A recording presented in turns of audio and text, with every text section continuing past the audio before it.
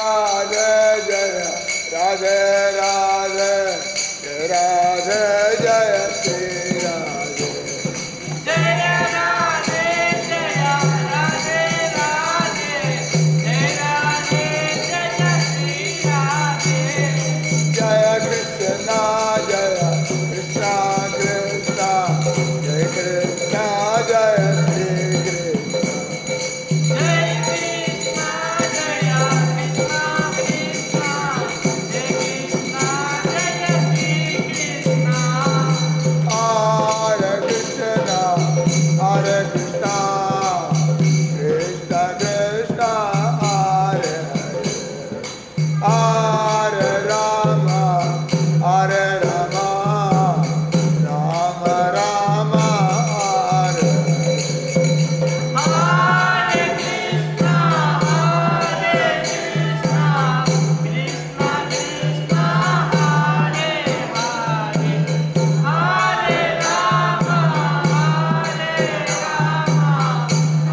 Ram Hare Hare Hare Krishna Krishna Krishna Hare Hare Ram Ram Ram Hare Hare Krishna Krishna Krishna Hare Hare Hare Ram Ram Hare Hare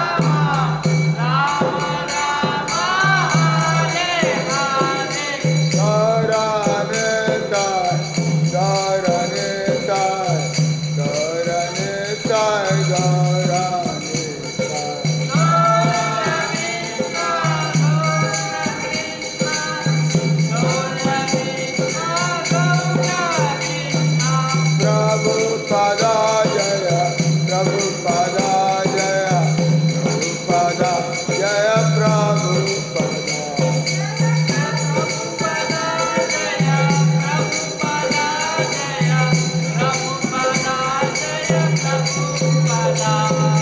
Hare Bala, Hare Bala, Hare Bala, Hare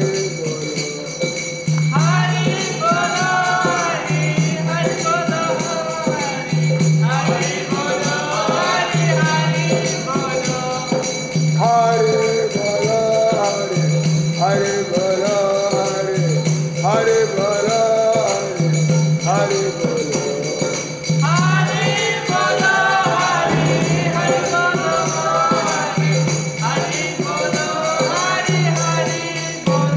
Nitai Gaur, Hare Bal, Hare Bal, Hare Bal, Hare Bal.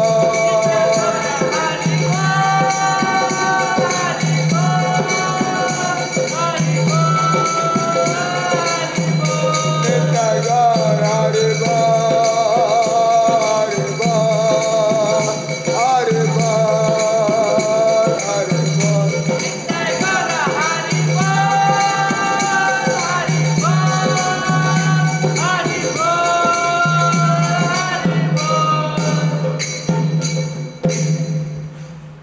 Radha Thakur रानी की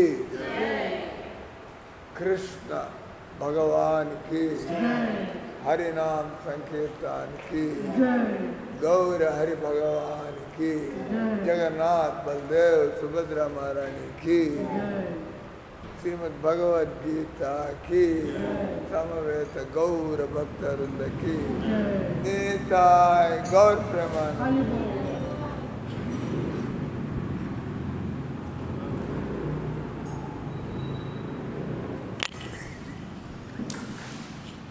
recording नहीं किया है।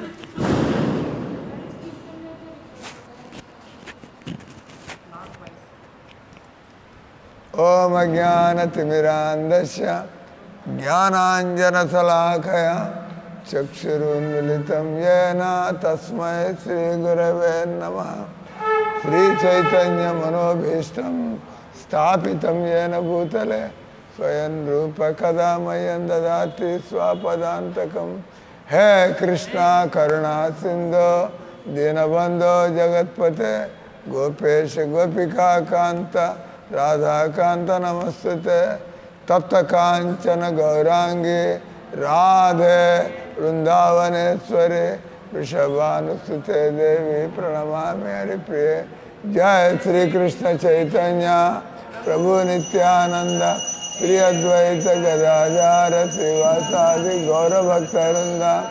హరే కృష్ణ కృష్ణ కృష్ణ హరే హరే రామ రామ రామ హరే హరే కృష్ణ కృష్ణ కృష్ణ హరే హరే హరే రామ రామ రామ హరే హరే.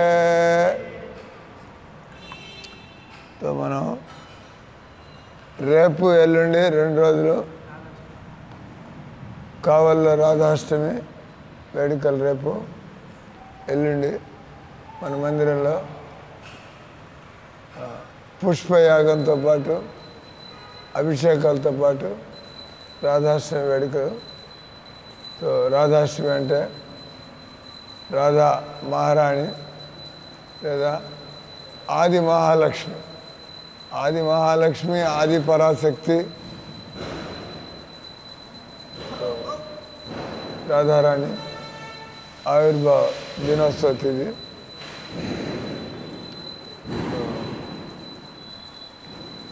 మంది గౌడీయ సంప్రదాయం రాధా దాస్యం, రాధా పాల్యదాసి అంతా కూడా రాధారాణి దాసుల యొక్క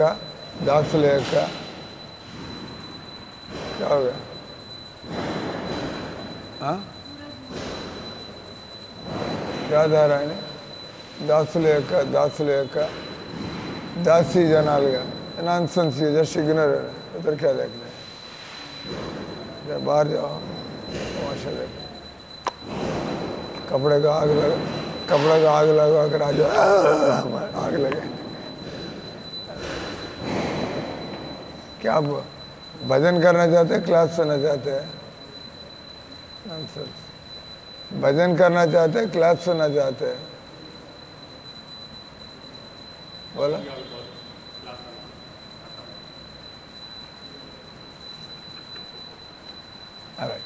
तो राधा रानी आविर्भाव राधा रानी प्रकट दिन राधा रानी गानी कृष्ण भगवंतुडु गानी कृष्ण भगवान आयन मनुष्युल्लागा ఈ భూమి మీద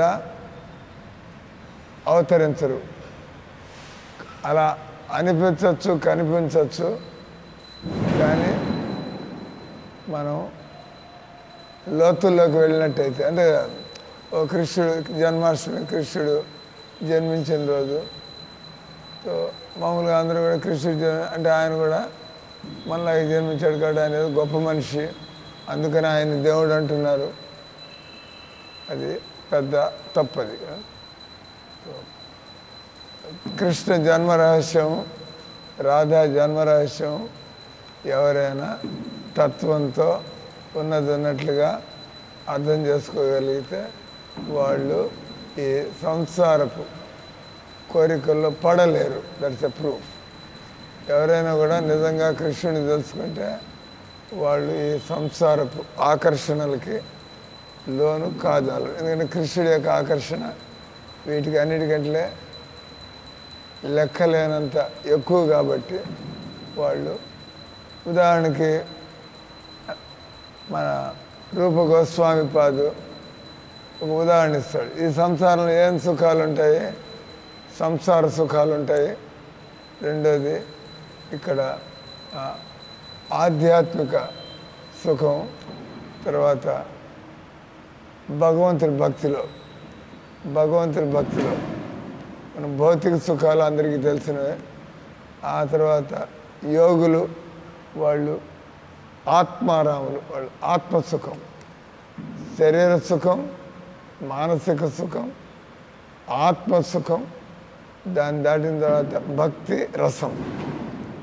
రసం సుఖం దానికి ఉదాహరణ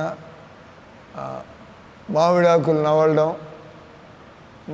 మామిడాకులు నవలడం, లేదా పచ్చి మామిడికాయలు నవలడం, లేదా బాగా మిగలబడినటువంటి గమనండి కోతమైందా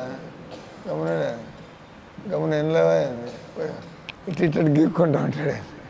నాన్సెన్స్ మెంటల్ అయింది. వాళ్ళందరూ ఎట్లంటున్నారు నాన్సెన్స్. జపం లేదు, పాడు లేదు. కొద్దిగా మంగళారతి బాగానే వస్తున్నాడు. కొద్దిగా ఒకరోజు బూతులు తిట్టా నిలబెట్టి. నాన్సెన్స్. డబ్బులు కట్టకుండా మంగళారతికి రాకుండా దేనికుంటున్నాను మందిరంలో ఆడపిల్లకాయలు చూడడానుకుంటున్నాను. అప్పటి నుంచి కొద్దిగా ఆమె అల్లుడిలాగా తిప్పడం ప్రారంభిస్తే ఆఫ్ చేశాడు. నాన్సెన్స్ ఆఫ్ చేయండి. వాడేవాడేది మీకేం పని చేయండి అంతే కదా. పెద్దానికి కూడా చూడాలి చక్కగా సిన్సియర్ భక్తులే కాదా మంచి వ్యక్తి లేకపోతే నేర్చుకోవాలి జీవితంలో. మనం ఇప్పుడు మీరు కష్టపడి ఆటో తోలుకొని అది చేసి బతుకుతుంటే డబ్బు విలువ తెలిసి వస్తుంది. లేదా జీవితం యొక్క నిరర్ధకత, ఎంత కష్టపడి దొరికింది అంటే చిల్లిగా అవ్వకూడలేదు. కానీ భక్తి చేసుకోవడమే మేలు. తర్వాత తెలుస్తుంది. అదే ఇప్పుడు వీళ్ళకి అర్థం కావట్లే. తర్వాత మీకు తెలిసి వస్తుంది, మీకు తెలిసి వచ్చింది, మీకు తెలిసి వస్తుంది. వీళ్ళు తెలుసుకుంటారు, తర్వాత తెలుసుకుంటారు. ఇప్పుడు అర్థం కాదు మనకి. ఎందుకంటే ఎవరి జీవితంలో ఏం రాసి పెట్టిందో మనకి తెలియదు. అంటే ఏ పుట్టలో ఏం బాగుందో తెలియదు. అంటే ఇక్కడ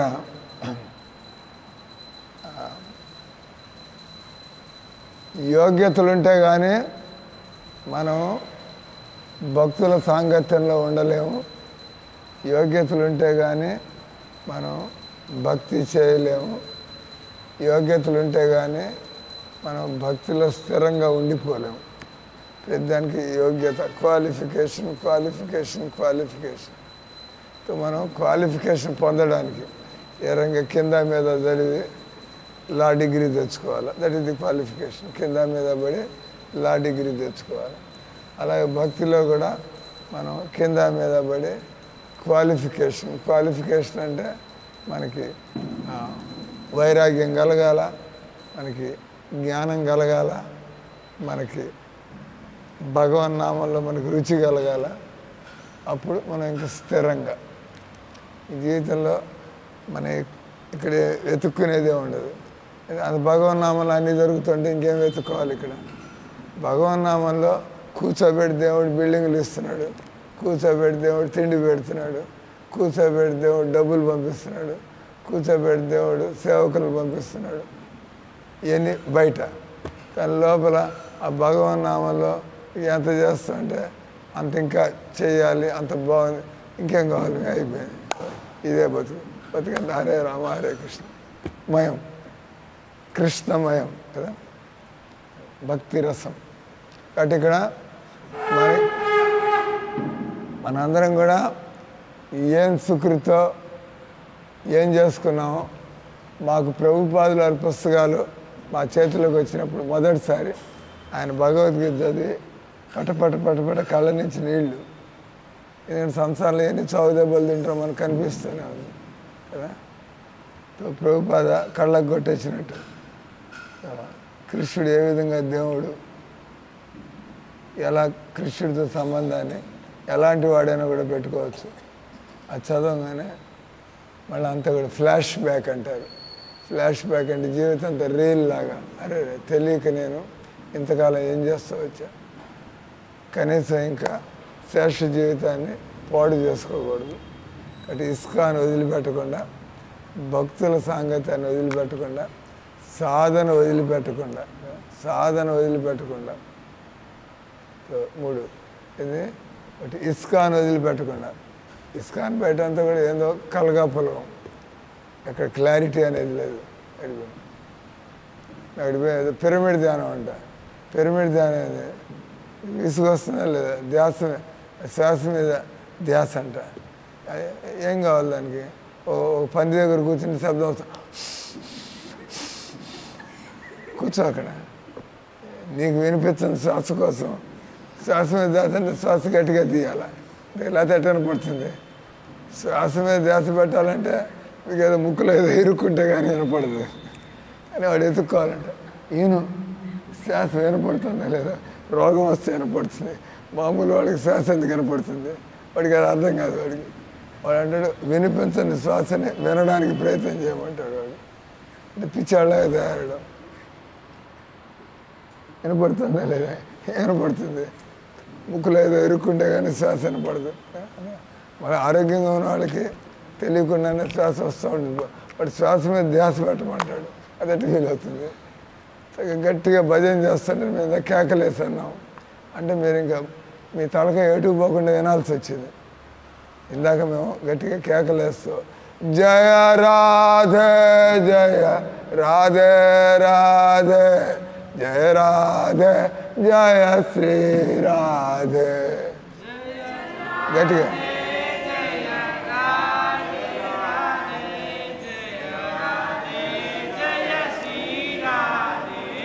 జయ కృష్ణ జయ కృష్ణ కృష్ణ జయ కృష్ణ జయ శ్రీ కృష్ణ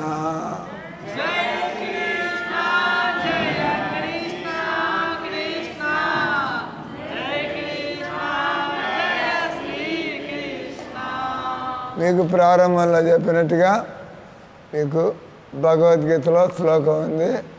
జన్మ కర్మాచమే దివ్యం ఏవం యో వేత్తి తత్వతః 4వ అధ్యాయంలో 9వ శ్లోకంలో భగవంతుడు ఆయన చెబుతున్నాడు, ఆయన జన్మ రహస్యం గురించి చెబుతున్నాడు. ఎవరైనా కూడా అసలు ఎవరు ఈ కృష్ణుడు, ఏంటి ఈ కృష్ణుడు,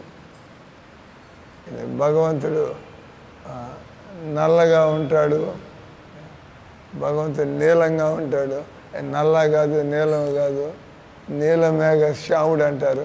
అంటే మనం భగవంతుడి యొక్క కలర్ని మనం మన శబ్దాల్లో వర్ణింపలేం, వీలు కాదు.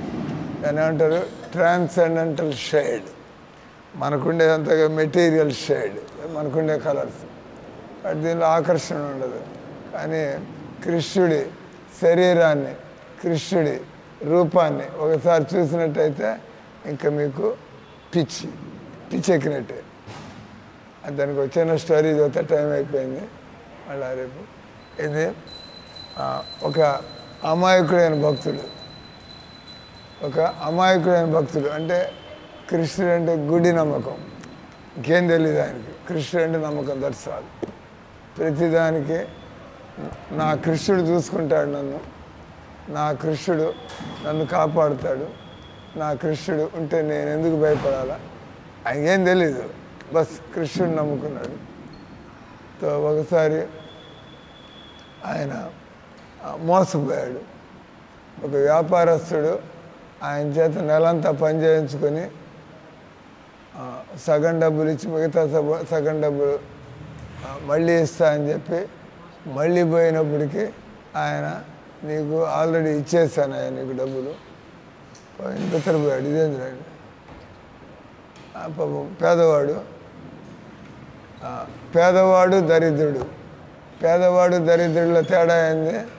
పేదవాడు అంటే నిజంగా డబ్బు లేనివాడు, దరిద్రుడు అంటే ఎంతోనా కూడా సరిపోయినటువంటి వాడు. కాబట్టి మీరు పేదవాళ్ళ దరిద్రులో చూసుకోవాలి. పేదవాడు అంటే నిజంగా లేనటువంటి వాడు, దరిద్రుడు అంటే ఉన్నా కూడా ఇంకా కావాలి కావాలంటే వాడిని ఏమంటారు, దరిద్రుడు అంటారు. మనమంతా కూడా దరిద్రులం, కడుపుండా తింటున్నాం ఉంటున్నాం, ఆయన కూడా ఇంకా అది కావాలి ఇది కావాలి. ఈ దరిద్రం ఎప్పుడు పోదు, మన దరిద్రం ఎప్పుడు పోతుంది. ఎందుకంటే పేదరికం లేదు కదా, పేదరికం అంటే తినడానికి కూడా లేనట్టు. కానీ మేము తినడానికి ఉంది, ఆయన కూడా నాకు డబ్బు లేదు ఏం చేయాలి, డబ్బులు ఏం చేయాలి, తినడానికి ఉండి ఉండడానికి ఉండే డబ్బులు ఏం చేయాలి, మరి దరిద్రం పట్టింది కాబట్టి డబ్బు పిచ్చి. ఎనివే ఈ వ్యక్తి పేదవాడు, దరిద్రుడు కాదు, కృష్ణ భక్తుడు కానీ పేదవాడు. పాపం మోసపోయాడు. పోయి ఊళ్ళో పంచాయతీ, ఆ రోజుల్లో పంచాయతీకి వెళ్ళి ఊళ్ళో పెద్దలకు చెప్పాడు. వాళ్ళందరూ తెలుసు పాపం వీడు అమాయకుడు, కష్టపడి పనిచేసి ఆయన ఇచ్చింది తీసుకుని నిజంగానే వాడి యజమాని మోసం చేస్తుంటాడు. అయితే ఈయన ఇట్లంతా అబద్ధాలు చెప్పే మనిషి కాదు. వాళ్ళందరికీ నమ్మకం కలిగింది. అది వాళ్ళే తీసుకెళ్ళి జడ్జి గారి దగ్గరికి తీసుకెళ్ళారు. ఆయన జడ్జి గారి దగ్గర కూడా చెప్పాడు. జడ్జి గారికి కూడా, ఎందుకంటే కృష్ణుడు కంట్రోల్లో ఉంటే ప్రతిదీ కూడా టకా అవుతూ ఉంటుంది. కాబట్టి ఆ జడ్జి గారు కూడా ఆయన వినంగానే పాపం వీడవాడు అమాయకుడిలాగా ఉన్నాడు, కాబట్టి వాడిని లాగి పిలిచి మాట్లాడాలని చెప్పి అంతో ఆయన సార్ నేను ఇచ్చాను సార్, కాగితంలో కూడా చూసుకోండి సార్, ఆయన సంతకం పెట్టాడు తీసుకున్నట్టుగా. అంటే ఆయన సగం తీసుకున్నప్పుడు సంతకం పెట్టించుకున్నాడు. ఆ మిగతా 10,000 కూడా అక్కడే రాశాడు. చూడండి, రెండు ఇన్స్టాల్మెంట్ నేను 10,000 ఇచ్చా. వాళ్ళు ఒకటి రాసి పాపం నమ్మాడు యజమాని. ఓ 10,000 ఇప్పుడు మీరు కూడా సంతకం పెడుతున్నారు కదా నేను ఈ పుస్తకంలో 8,000 అందింది, ఇది అందింది, అదే సంతకం పెడుతూ ఉంటాను. అతను మీద దాని కింద మళ్ళీ ఇంకో 8,000 రాసేసి స్వామి మీ సంతకం ఉంది, నేను సెప్టెంబర్ కూడా ఇచ్చేసిన అంటే సెప్టెంబర్ ఇచ్చేసిన మోసపోయినట్టే కదా. తర్వాత మళ్ళీ దానికి పోవాలి, పోయి హ్యాండ్ రైటింగ్ ఇన్వెస్టిగేట్ చేయాలి. నా హ్యాండ్ రైటింగ్ కాదంటాను నేను, అది కావునా కాదు తెలుసుకోవాలి, దానికి చెన్నై పంపించాలా, ఆ ఇంకేంది ఈ ఇంకేంది ఎవరు ఇంకో అది పెద్ద ఇన్వెస్టిగేషన్, సిబిఐ ఇన్వెస్టిగేషన్. కానీ మన దగ్గర ఉండేది 8,000 కాబట్టి నీ చావు నువ్వు వస్తావు, దేవుడు చూసుకుంటాడు పో. అంతేగా చిన్న అమౌంట్కి మనం ఎక్కడెక్కడ తిరుగుతాం. ఏమంటాడు భక్తుడు, ఆ దేవుడు నాడు ఆయన చూసుకుంటాడు, ఎవరు మోసం చేస్తారు పో అంటాడు. అట్లాగే వదిలిపెట్టేస్తాం, 65 లక్షలు అట్లా వదిలిపెట్టాం, ఆ దేవుడు చూసుకుంటాడు, నేను ఎక్కడ వెనకాల పడతాను వదిలిపారు. అది డబ్బు మీద మోహం లేదు కాబట్టి, పోయింది కాబట్టి పోయిన దాని నుంచి ఒక పాఠం నేర్చుకోవడం, ఒళ్ళు దగ్గర పెట్టుకుని ఇంక నేను జాగ్రత్తగా ఉండడం.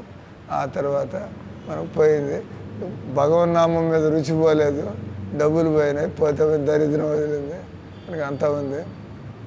పోయిన దానికోసం నేను మతి లేని వాళ్ళగా బతకడానికి చెప్పి వదిలి పారేసాం. ఈమె కూడా 10 లక్షలు పోగొట్టుకుంది. పాపం రాజు వీళ్ళిద్దరు కూడా కింద మీద పడ్డారు.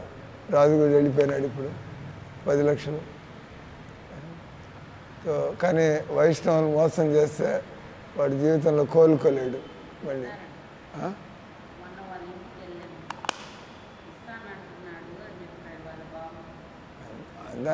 ఈమె ఇంకా అమాయకురాలు, నిజంగానే భక్తురాలు, అమాయకురాలు. ఇస్తాను చేతికి వస్తే కదా, చేతికి వచ్చింది సార్ మొత్తానికి బయటపడ్డా అనాలా, ఇస్తా అని చెప్పి అంటే 15 ఏళ్ళు అయింది. అంటే ఈరోజు కూడా అదే చెబుతున్నాడు, గోడ మీద రేపు ఇస్తాను, గోడ మీద రేపు ఇస్తాను, ఎప్పుడు పోయినా కూడా రేపు ఇస్తాను పోతామండి మీ బతుకంత. దానికంటే హరే కృష్ణ మంత్రం అనుకోవడం మీరు, వాడి మీద ఆశ పెట్టుకోవడం కంటే. ప్రతాపరుద్రికి అదే చెప్పా, పాప ఆయన 10 లక్షలు పోగొట్టుకున్నాడు, ఈ శారదమ్మ 10 లక్షలు పోగొట్టుకున్నాడు. తెలుసా తెలీదా మీకు? నేను మా భాగవతాలు అని రోజు అదే భాగవతం ఉండనే ఉంది. ఈ శారదమ్మ భాగవతం, ఈ ప్రతాపరుద్ర భాగవతం. ఎనివే ఈ స్టోరీ టైం అయిపోయింది, కంప్లీట్ చేయడానికి జడ్జి గారు పిలవమన్నాడు. పిలిచి ఆయన చూపించాడు, ఇట్లాగే చూడండి సార్ ఈయనకు ఒకటే గుర్తుంది, కానీ ఇక్కడ చూడండి 10,000 20,000 ఇచ్చేసినట్టు రాస్తుంది. అంటే అప్పుడు సాక్షి ఎవరు అదే ఇప్పుడు అదే పాయింట్ నువ్వే రాసుకుని ఉండొచ్చు, రాసుకుని ఆయన ముందే సంతకం పెట్టాడన్నో అదే తెలుస్తుంది. ఆయన 10,000 పెట్టిన తర్వాత నువ్వు 10,000 రాసి మళ్ళీ అంటే జడ్జి గారు సాక్షి కావాలా, ఏమయ్యా అడుగుతాడు పాపం, నువ్వు తీసుకోలేదంటే ఆయన తీసుకున్నా అంటాడు. మేము కోర్టులోకి వస్తే సాక్షి కావాలి, ఎవిడెన్స్ అంటే నా కృష్ణుడు ఉన్నాడు సార్ అంటే. మరి అమ్మాయికుడు నాకు వాడు అన్న కృష్ణ అంటే ఈ శారదమ్మ గారు అబ్బాయా లేకపోతే అక్కడ కూర్చున్నాడు ఆయన పేరు కూడా కృష్ణ, రిసెప్షన్లో కృష్ణ, శారదమ్మ గారు కృష్ణ, ఎవడారి కృష్ణుడు, జనాలకి ఆ కృష్ణుడు తెలియదు కదా. కానీ ఈయన నమ్ముకున్నది ఆ కృష్ణుని, ఈ అమాయకుడు నమ్ముకున్నది ఆ కృష్ణుని అని చెప్పి నా కృష్ణుడు సార్ అని పైకి చూస్తున్నాడు. అంటే పాపం జడ్జి గారు ఇంకేమనాల్సి వస్తుంది, నీకు 1 వారం రోజులు టైం ఇస్తున్నా, వచ్చే శుక్రవారం కేసు వాయిదా పడుతుంది, నువ్వు ఎవడో నీ కృష్ణుడు ఆయన పిలుచుకురావా, ఆయన సాక్ష్యం చెబితే నువ్వు తీసుకోనట్టుగా నువ్వు అడుగుతాం అంటే వీడు కూడా సంతోషపడ్డాడు, యజమాని కూడా. వాడికి పైకి చూస్తే మా కృష్ణ అన్నాడు. వాడు ఆయన పిలుచుకోగల అసలు ఆ కృష్ణుడు అంత తమాషా సరే సార్ ఆ కృష్ణుడు చేస్తే నేను కూడా ఒప్పుకుంటా సార్ అన్నాడు. ఎవరు రారు కదా కృష్ణ అని చెప్పి యజమాని కూడా ఒప్పుకున్నాడు. జడ్జి గారు చెప్పారు, నెక్స్ట్ ఫ్రైడే నువ్వు ఆ కృష్ణుడు ఎవరు అన్నా పైకి చూస్తావు, ఆయన పిలుచుకొని సాక్ష్యం ఇప్పిస్తే నీ డబ్బులు నీకు ఇప్పిస్తాం, నీకు అందలేదు నీకు. అంటే ఈయన ఇంటికి వెళ్ళి ఆ కృష్ణుడి ఫోటో ముందు కూర్చొని వారం రోజులు ఏడుస్తూనే ఉన్నాడు.